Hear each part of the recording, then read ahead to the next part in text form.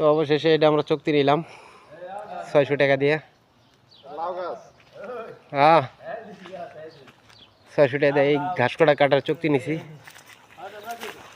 এই যে এটা আমাদের সৌদি ايوه এই আরব هذا ما في كاس জাতলাইয়ের গাছ হয়েছে এখানে।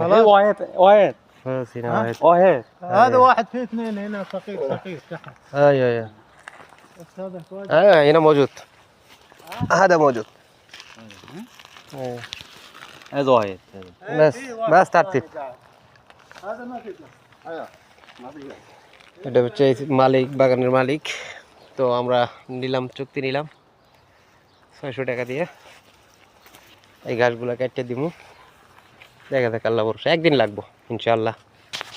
তো ভালো থাকবেন সবাই।